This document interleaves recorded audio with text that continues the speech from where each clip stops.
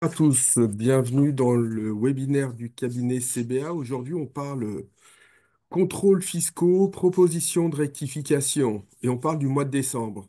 Le mois qui compte. Le mois qui compte parce que le mois de décembre, c'est le mois sur lequel on va arriver sur la prescription et donc l'administration a l'habitude de beaucoup notifier. Donc, l'idée aujourd'hui, c'est de vous dire euh, quels sont les réflexes, qu'est-ce qui se passe, comment ça fonctionne. Et vous éclairer, il faut savoir que on a, nous, en qualité de fiscaliste, on reçoit des propositions de rectification par l'intermédiaire de nos clients au mois de décembre, quasiment tous les deux jours, on a une proposition de rectification. Et il faut savoir comment on va manœuvrer, comment on va pouvoir répondre, qu'est-ce qu'il faut répondre à l'administration fiscale. Alors, on va aller sur... Voilà. Alors, ce qui est important, d'abord, c'est de comprendre les délais de prescription. Et c'est d'ailleurs pour ça que cette problématique du mois de décembre apparaît. Le principe, et là, on va parler en termes d'impôt sur le revenu, en termes d'impôt sur les sociétés, on a un délai de reprise qui va jusqu'à la fin de la troisième année, au titre de laquelle l'imposition est due. Ça veut dire qu'on regarde toujours 3 ans en arrière plus l'année en cours. Et donc, au 31 décembre de chaque année, il y a une année qui se prescrit. Alors, euh, je suis resté sur les impôts les plus connus, ce qu'on voit généralement, impôt sur le revenu, impôt sur les sociétés, mais on peut avoir pour de la fraude fiscale ou pour des sujets de non-régularisation de comptes à l'étranger des délais de 10 ans. En impôt, en droit d'enregistrement, donc en donation, et succession, on est à 3 ans, mais ça peut être étendu à 6 ans. Donc, quand on reçoit une proposition de rectification, un des éléments très importants qui est technique, et c'est pas donné à tout le monde de savoir lire un texte fiscal, c'est pas propre aux avocats fiscalistes, hein. Je vois, j'ai des experts comptables avec qui je travaille qui sont parfaitement compétents, et puis d'autres qui comprennent pas obligatoirement. Donc, attention, il faut savoir s'entourer. N'allez pas interpréter tout seul en vous disant, ah, ils se sont trompés. D'abord, la base, c'est que l'administration fiscale se trompe rarement sur les délais de prescription. Maintenant, on a une nouveauté cette année et je pense que ça donnera lieu à un webinaire particulier, c'est la procédure de notification. Normalement, vous recevez un recommandé. Depuis quelques semaines, on a un texte de début décembre. Ce n'est plus obligatoire. Donc, par exemple, vous pourriez être notifié maintenant par d'autres procédés, et notamment dans l'aspect sécurisé de votre impôt.gouv, que vous soyez une entreprise ou un particulier.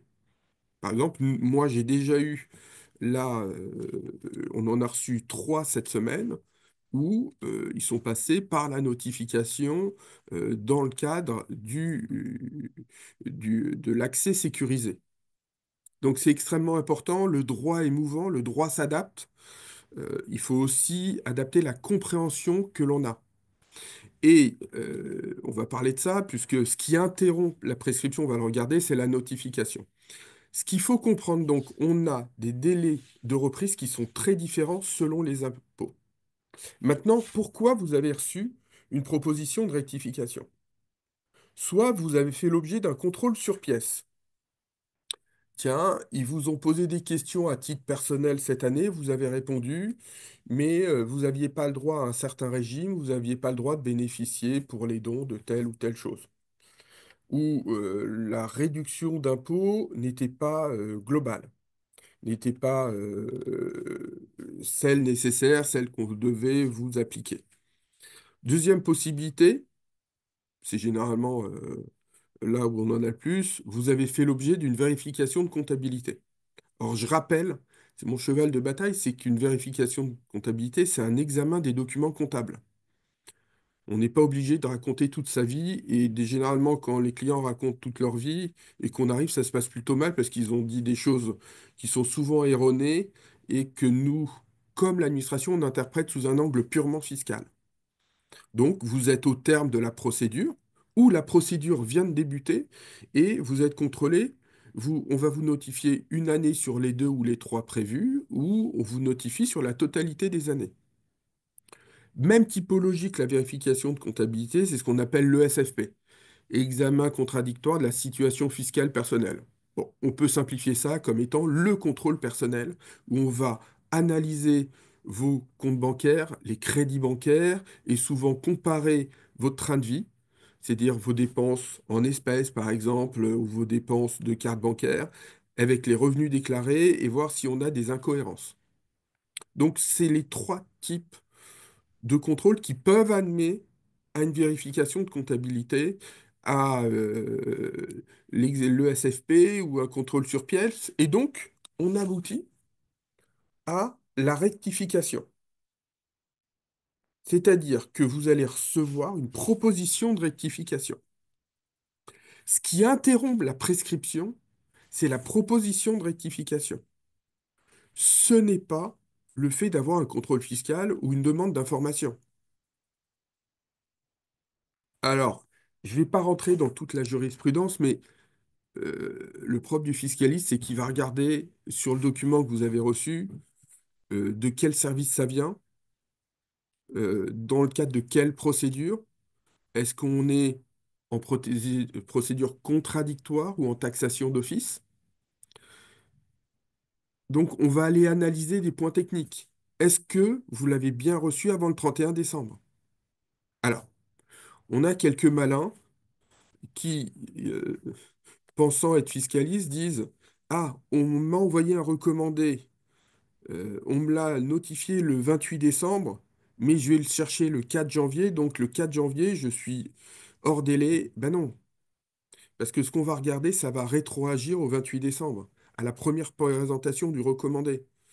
Donc encore une fois, euh, il faut arrêter d'être dans un délire qui consiste à avoir des vices de procédure partout.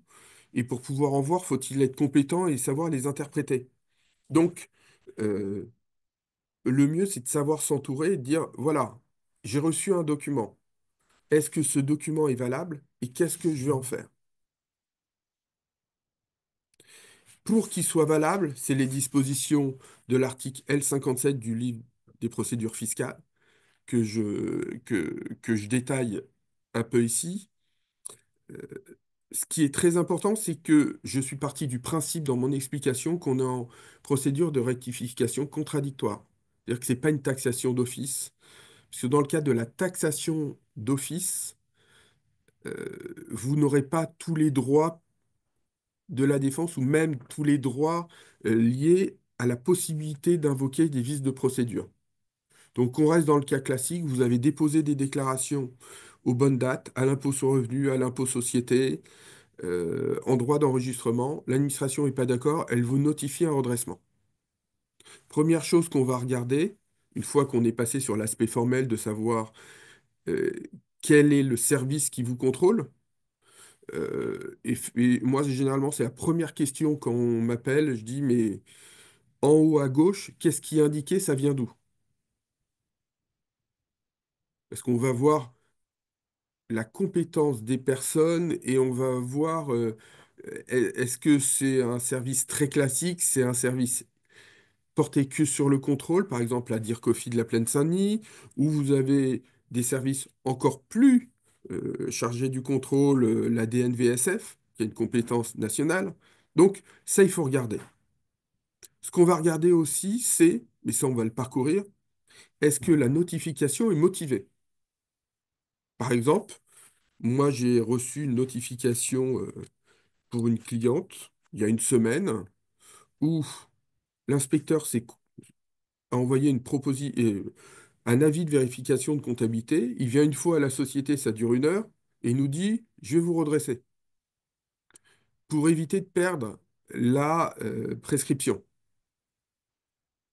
Je lui dis d'accord, bon, mais j'ai quand même un sujet, moi. C'est qu'il y a un grand principe quand on a un contrôle fiscal, tel qu'on l'a vu tout à l'heure, vérification de comptabilité SFP, c'est un débat oral et contradictoire. Or, dans la proposition de rectification, l'inspecteur fait les questions et les réponses. Sauf que les questions sont pas très bien placées parce que par définition, il ne connaît pas le détail de la société. Et les réponses sont encore plus erronées parce que comme il n'a pas fouillé, il ne voit pas que sur pas mal d'aspects, on est en règle. Alors, on n'est jamais tout blanc, jamais tout noir, hein, mais c'est un peu normal. L'administration, elle vient, elle a une vision qui est propre, elle a reçu une liasse fiscale, elle n'a pas la comptabilité. Donc, ça, c'est important parce que ça veut dire que derrière, on va aller chercher un vice de procédure. Donc, on regarde quand même la motivation. Puis, ça va nous permettre de demander à nos clients, leur dire, il faut telle pièce, telle pièce, telle pièce. On va savoir quel est le sujet. Autre élément où on va réagir très rapidement, c'est le délai de 30 jours. Vous avez normalement 30 jours pour répondre. Alors, le délai de 30 jours est un délai franc.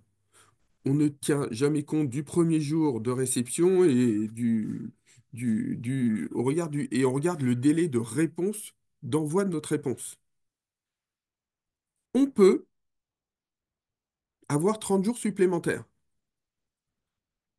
Alors ça, c'est le piège, parce que je récupère quand même un certain nombre de dossiers où les clients ou même des experts comptables avec qui je travaille m'envoient des dossiers et je leur dis, bah oui, mais là, vous m'avez raté un truc.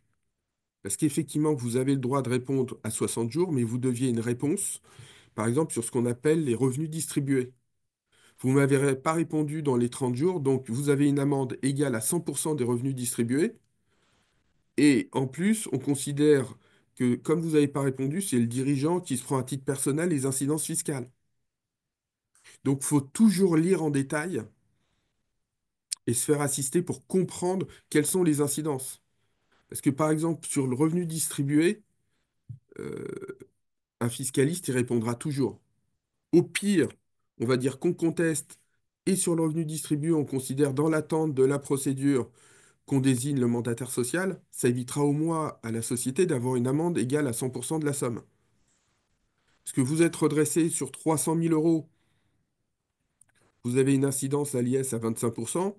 Par contre, si vous prenez une amende égale à 100% de la somme, je peux vous dire que la société, elle est quand même très mal partie dans sa réponse. Donc on n'est pas sur un jeu, hein. On a toujours des incidences qui peuvent être importantes. Pas que l'administration cache dans le redressement, hein. C'est que tout simplement, il faut savoir lire une notification. Donc attention. Et puis surtout, on répond. J'ai pas les éléments, je réponds, je conteste. Et je motive un minimum. Si je réponds pas, vous m'avez perdu tout le délai de la procédure précontentieuse. Parce qu'il faut bien comprendre, lorsqu'on vous notifie, il ne va avoir des échanges qu'entre l'administration et vous. Un juge, il n'est pas encore là. Donc, si vous avez la capacité, la possibilité normalement, et le droit d'aller saisir à un moment ou à un autre la commission départementale, ben, c'est toujours bien d'avoir d'autres avis dans le dossier. Donc, il faut absolument rentrer sur cette analyse de ce document, et c'est pour ça que, de manière provocatrice, je parlais du mois de décembre important, parce que il suffit pas de se dire, tiens, je le reçois, je verrai dans 60 jours ce que je réponds. Faut bouger, il faut être proactif en fiscalité. Celui qui n'est pas proactif, généralement, il termine plutôt mal.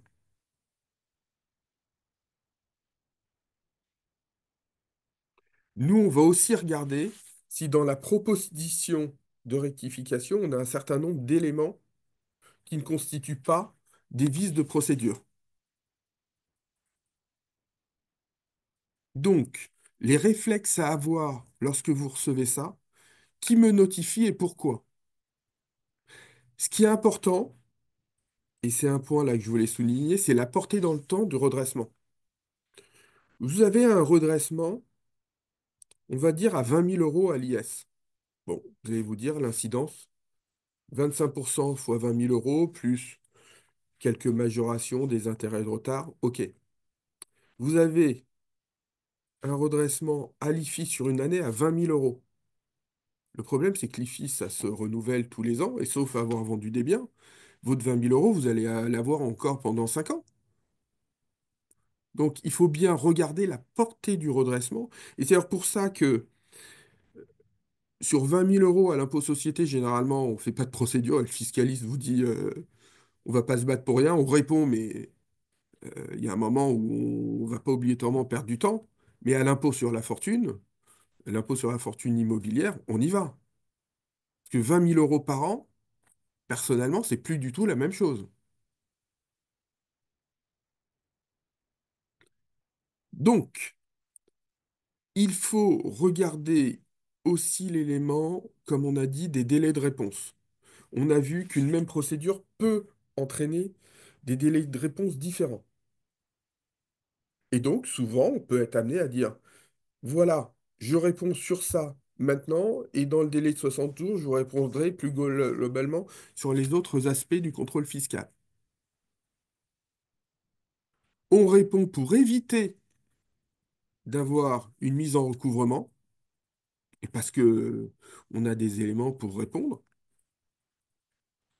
Donc on peut gagner du temps, hein, des fois, il n'est pas évident. On a des matières, par exemple en droit des sociétés, quand on vous conteste, en fiscalité des sociétés, lorsqu'on vous conteste des redressements concernant les comptes courants d'associés, qui peuvent remonter des fois beaucoup plus loin que les 3 ans, puisque le compte courant peut être quasiment imprescriptible. euh, 30 jours ou 60 jours, des fois, sont pas suffisants. Donc, mais on répond. Maintenant, il y a eu aussi une autre analyse, c'est que on nous, on nous envoie une proposition de rectification, on nous dit, vous en pensez quoi? Alors, par définition, surtout à l'impôt sur le revenu, on a un certain nombre d'erreurs. Et moi, on me dit, ah oui, mais c'est pas ma faute. Oui, mais c'est pas votre faute, mais vous avez mal rempli un document, mal interprété un texte. Donc derrière, on peut, souvent l'administration, alors je ne vais pas reprendre les règles, hein, va vous permettre de faire une régularisation. C'est notamment l'application de la loi ESOC qui parle du droit à l'erreur. Donc on va vous dire, si vous acceptez maintenant le redressement, vous allez avoir une diminution des pénalités, des intérêts de retard. Euh, donc c'est souvent intéressant et nous, c'est pour ça que au mois de décembre, quand on reçoit le document, on fait cette première analyse de dire, bon, est-ce que le sujet se pose? Est-ce que ça a un intérêt pour notre client? Bah, si c'est le cas, ouais, on y va, quoi. Ça sert à rien de faire de la procédure pour de la procédure, surtout si vous avez tort dès le départ. Et généralement, un professionnel vous aidera pas. Donc voilà, moi, ce que je voulais vous dire aujourd'hui sur la notion, sur le contrôle. Ce qui est très important, c'est être capable d'analyser la portée du document que vous allez recevoir, que vous avez reçu plutôt, hein. Est-ce que il interrompt bien la prescription? Est-ce qu'il y a des sujets de procédure? Et ça, c'est un professionnel qui pourra y répondre. Et surtout, est-ce que ce qu'on me reproche, je le savais, et donc je vais aller tenter de régulariser à moindre coût, ou je ne le savais pas, je ne suis pas d'accord, je vais rentrer dans une analyse pour pouvoir répondre en 60 jours ou en 30 jours. Donc généralement, le mois de janvier est un mois animé, donc c'est pour ça que la fin de décembre est là, ça vous permet de vous reposer. Donc je vous remercie d'avoir assisté à ce webinaire et puis je vous donne rendez-vous une prochaine fois. Merci, bonne journée, au revoir.